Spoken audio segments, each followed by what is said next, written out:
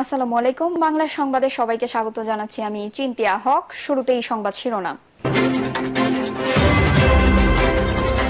সংখ্যানুপাতিক ভোটের নামে জগা খিচুড়ি চলছে, বলছেন মির্জা ফখরুল। এদিকে বিচার সংস্কার নির্বাচন দেশের এই মুহূর্তের সবচেয়ে বড় স্বার্থ, বলছেন সাকি। জানাবো নির্বাচন কমিশনের নিরপেক্ষতা প্রমাণের জন্য স্থানীয় নির্বাচন আগে দিতে হবে, বলছেন গোলাম পরোয়ার। এবং সর্বশেষ জানাবো বাড়ছে নদীর পানি, কিছু জেলায় ফের বন্যার শঙ্কা। শুনছিলেন সংবাদ শিরোনাম, এবারে বিস্তারিত। সংখ্যানুপাতিক ভোটের নামে জগা খিচুড়ি চলছে, বলছেন মির্জা ফখরুল। সংখ্যানুপাতিক হারে ভোটের নামে দেশে জগা খিচুড়ি চলছে বলে মন্তব্য করেছেন বিএনপির মহাসচিব মির্জা ফখরুল ইসলাম আলমগীর। তিনি বলেন, কিছু কিছু রাজনৈতিক দল বিভিন্ন রকম কথা বলতে শুরু করেছে, যে বিষয়গুলোর সঙ্গে বাংলাদেশের কোনো সম্পর্ক নেই। খুব জোর গলায় বলছে আনুপাতিক হারে পিআর পদ্ধতির নির্বাচন। আনুপাতিক হারে নির্বাচনটা কি তা সাধারণ মানুষ বোঝেই না। আনুপাতিকটা কি জিনিস সাধারণ মানুষকে জিজ্ঞাসা করুন, বলতে পারবে না। মির্জা ফখরুল বলেন, সাধারণ মানুষ তো বোঝেই না আনুপাতিক হারে নির্বাচনটা কি। তারা জানে যে একজন প্রার্থী দেবে পার্টি, সেই প্রার্থীর যেই মার্কাই হোক, ধানের শীষ অথবা দাঁড়িপাল্লা অথবা কুলা যাই হোক, ভোটের দিন সে ভোট দেবে, ভোট দিয়ে নির্বাচিত করবে। এখন ওনারা বলতে শুরু করেছেন আনুপাতিক হারে নির্বাচন হবে। তিনি বলেন, আনুপাতিকটা কি জিনিস সাধারণ মানুষকে জিজ্ঞাসা করেন, তারা বলতে পারবে না। আমরা যারা রাজনীতি করি কিছুটা বোঝার চেষ্টা করি। তাতে করে ভোট হবে, জনগণ ভোট দেবে, যে দলটি সবচেয়ে বেশি ভোট পাবে তারা তাদের নমিনেশন দেবে পার্লামেন্টে যাওয়ার জন্য। এতে করে আমাদের দেশের সাধারণ মানুষ যারা তাদের এলাকায় একজন নেতা চান, প্রতিনিধি চান, সেটা কোনো মতেই এই পদ্ধতিতে সম্ভব হবে না। আমরা এই কারণেই বলেছি যে নিরঙ্কুশে নিকক্ষের যে পার্লামেন্ট, সেই পার্লামেন্টে আমরা আনুপাতিক হারে নির্বাচনের কথা চিন্তা করি না। মির্জা ফখরুল বলেন, নির্বাচনের কথা বলবে যে বিএনপি শুধু নির্বাচন চায়। নির্বাচন কেন চাই সে দিকটা কেউ ভালো করে চিন্তা করার অবকাশ পায় না। নির্বাচন না হলে আমি প্রতিনিধি নির্বাচন করব কি করে? আর প্রতিনিধি নির্বাচিত না হলে সে পার্লামেন্টে যাবে কি করে? পার্লামেন্টে না গেলে জনগণের শাসনটা প্রতিষ্ঠিত হবে কোত্থেকে? কয়েকজন ব্যক্তিকে দেশ বিদেশ থেকে ভাড়া করে নিয়ে এসে কি দেশ চালানো যায় না। এই যে সহজ সরল কথা আমাদের উপলব্ধি করতে হবে। জাতীয় ঐক্যমত্য কমিশন রাজনৈতিক দলগুলোর সঙ্গে বৈঠক করে রাষ্ট্রের মৌলিক সংস্কার করে দেবে, এমনটা ভাবার সুযোগ নেই বলে মন্তব্য করেন বিএনপির মহাসচিব। তার মতে কয়েকজন ব্যক্তিকে বিদেশ থেকে ভাড়া করে এনে দেশ চালানো যায় না। বিএনপির মহাসচিব বলেন, অনেকেই মনে করছেন কয়েকজন লোক সংস্কার যারা করছেন তারা কতগুলো বৈঠক করে সংস্কার করে জনগণকে এগিয়ে দিলেন আর সংস্কার হয়ে গেল। এভাবে সংস্কার হয় না। সংস্কার হতে হবে একটা প্রক্রিয়ার মধ্য দিয়ে। সংস্কার একটি চলমান প্রক্রিয়া। মির্জা ফখরুল বলেন, আপনি চাইলেন আর কালকেই পুলিশ ঘুষ খাওয়া বন্ধ করে দেবে, এটা মনে করার কোনো কারণ নেই। স্ট্রাকচারটা তৈরি করতে হবে এমনভাবে যাতে করে সে ঘুষ না খায়। একইভাবে আমাদের যে আমলাতন্ত্র, এটা আমাদের উন্নয়নের পথে একটা বড় বাধা। এটা নেগেটিভ ব্যুরোক্রেসি। এটাকে পজিটিভ ব্যুরোক্রেসি করতে হলে যা যা করা দরকার, অর্থাৎ মূল কাজ হচ্ছে জনগণের সঙ্গে সম্পৃক্ত করা, সে বিষয়গুলো করতে হবে। জনগণের শাসন প্রতিষ্ঠা করতে হবে। নির্বাচন প্রয়োজন। বিচার সংস্কার নির্বাচন দেশের এই মুহূর্তে সবচেয়ে বড় স্বার্থ, বলছেন সাকি। গণসংহতি আন্দোলনের প্রধান সমন্বয়কারী জোনায়েদ সাকি বলেছেন, বিচার সংস্কার নির্বাচন এই তিনটি হলো আমাদের দেশের এই মুহূর্তে সবচেয়ে বড় স্বার্থ। পতিত ফ্যাসিস্টের ষড়যন্ত্র মোকাবিলা করার জন্য, গণ অভ্যুত্থানকে রক্ষা করার জন্য আমাদের ন্যূনতম ঐক্যমত্য রক্ষা করে এই তিনের মাধ্যমে গণতান্ত্রিক ব্যবস্থার উত্তরণ ঘটাতে হবে। জোনায়েদ সাকি বলেন, নির্বাচন হলো রাষ্ট্রের সিদ্ধান্ত গ্রহণে সব নাগরিককে যুক্ত করার গণতান্ত্রিক পদ্ধতি। জনগণকে যুক্ত করে সংস্কার করতে হলে নির্বাচন লাগবে। গণসংহতি আন্দোলনের প্রধান সমন্বয়কারী বলেন, আমরা শুরু থেকে বলছি, অন্তর্বর্তী সরকারের প্রথম কাজ হলো শহীদদের মর্যাদা দেওয়া, আহতদের সুচিকিৎসা, শহীদ পরিবার ও আহতদের জীবনের দায়িত্ব নেওয়া।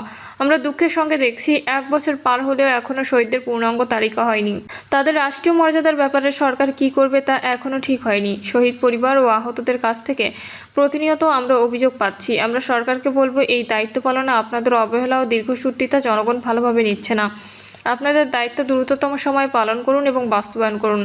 জোনায়েদ সাকি আরও বলেন, আমরা ভোট দিয়ে যাকে নির্বাচিত করব সে যদি আমাদের উপর ছড়ি ঘোরায় তাহলে সেখানে ফ্যাসিবাদের জন্ম হয়।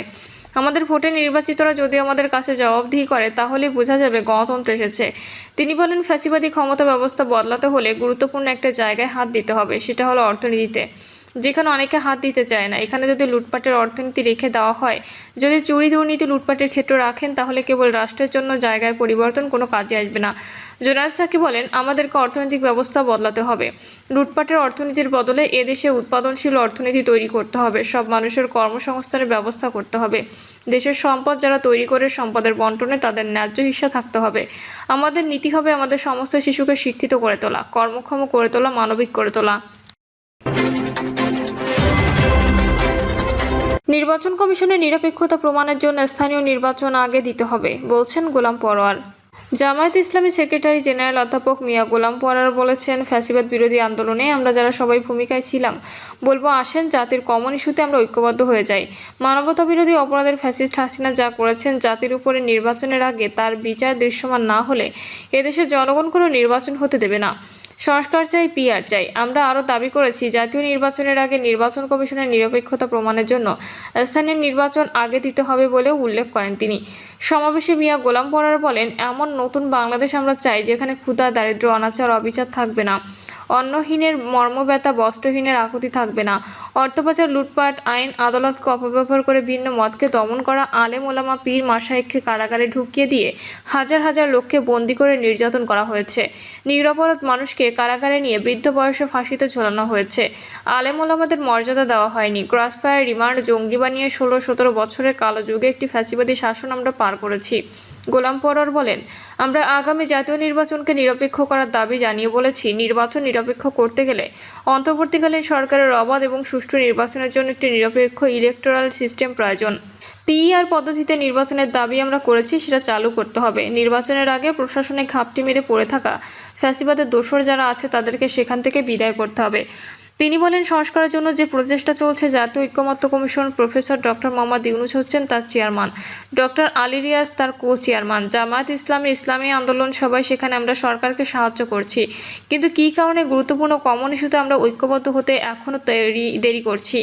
অনেকে আমাদের উপর দোষ চাপান যে সংস্কারের জন্য আমরা পিআর পদ্ধতি দাবি করে নির্বাচনের আগে মানবতা বিরোধী অপরাধীদের চেয়েছি, তাদের শাস্তি দিতে হবে। এসব সংস্কার, পিআর আর বিচারের কথা বললে তারা বলেন আমরা নাকি নির্বাচনকে বিলম্বিত করার চেষ্টা করছি। তিনি আরও বলেন, ইসলামী কল্যাণ রাষ্ট্রের মধ্যেই এখন 18 কোটি মানুষের মুক্তি। জাতি এখন দুটি ভাগে বিভক্ত। কারা আল্লাহর আইনের ভিত্তিতে একটি ইসলামী কল্যাণের শাসন চায় আর কারা চায় না, এটি সমান দুভাগে ভাগ করে গেছে। আমরা আল্লাহ তাআলা দ্বীনের পক্ষে থাকব। বাড়ছে নদীর পানি, কিছু জেলায় ফের বন্যা সংখ্যা। সাগরে সৃষ্টি হওয়া নিম্নচাপের প্রভাবে দেশের বিভিন্ন এলাকায় ভারী বর্ষণ অব্যাহত রয়েছে। এতে দ্রুত বাড়ছে নদ নদীর পানি। বন্যা পূর্বাভাস ও সতর্কীকরণ কেন্দ্র জানিয়েছে, আগামী 3 দিনের মধ্যে চট্টগ্রাম ও সিলেট বিভাগের বেশ কয়েকটি নদীর পানি সতর্ক সীমা অতিক্রম করতে পারে। ফলে নিম্নাঞ্চলগুলোতে সাময়িক বন্যা পরিস্থিতি তৈরি হতে পারে। বন্যা পূর্বাভাস কেন্দ্রের নির্বাহী কর্মকর্তা সর্দার উদয় রায়হান গণমাধ্যমে জানান, উপকূলীয় অঞ্চলে টানা বৃষ্টি ও সক্রিয় মৌসুমী বায়ুর প্রভাবে নদ নদীগুলোর পানি ক্রমাগত বাড়ছে। এতে করে ফেনী, নোয়াখালী, লক্ষ্মীপুর ও চট্টগ্রাম জেলাগুলোতে নতুন করে বন্যা দেখা দিতে পারে। তিনি বলেন, টানা বৃষ্টি, নদীর পানি বৃদ্ধি এবং নিম্নচাপজনিত জলোচ্ছ্বাসের কারণে দেশের দক্ষিণ পূর্ব ও উত্তর পূর্বাঞ্চলের কিছু এলাকায় সাময়িক বন্যা পরিস্থিতির শঙ্কা রয়েছে। উল্লেখ্য, চলতি জুলাই মাসের 10 তারিখে ফেনী জেলার একটি বন্যা নিয়ন্ত্রণ বাঁধ ভেঙে বহু এলাকা প্লাবিত হয়। শহরেও পানি ঢুকে পড়ে, যার ফলে জনজীবনে চরম দুর্ভোগ সৃষ্টি হয়। এবার ফের সে ধরনের দুর্যোগের আশঙ্কা করা হচ্ছে। এদিকে রাত 1টা পর্যন্ত দেশের অভ্যন্তরীণ নদীবন্দরগুলোর জন্য একটি সতর্কবার্তা জারি করেছে আবহাওয়া অধিদপ্তর। এতে বলা হয়েছে, দেশের বেশ কয়েকটি জেলার উপর দিয়ে ঘন্টায় 35 থেকে 60 কিলোমিটার গতিতে দক্ষিণ পূর্ব বা পূর্ব দিক থেকে অস্থায়ীভাবে ঝোড়ো হাওয়া বয়ে যেতে পারে। সেই সঙ্গে বজ্রসহ বৃষ্টির সম্ভাবনা রয়েছে। আবহাওয়াবিদ মোহাম্মদ ওমর ফারুক স্বাক্ষরিত বিজ্ঞপ্তিতে জানানো হয়, ঢাকা, ফরিদপুর, মাদারীপুর, যশোর, কুষ্টিয়া, খুলনা, বরিশাল, পটুয়াখালী, নোয়াখালী, কুমিল্লা, চট্টগ্রাম জেলার উপর দিয়ে এই ঝোড়ো হাওয়া বয়ে যেতে পারে। প্রিয় দর্শক, এই ছিল এখনকার সর্বশেষ সংবাদ। আপডেট সব সংবাদ পেতে চ্যানেলটি সাবস্ক্রাইব করে বেল আইকনটি ক্লিক করে রাখুন।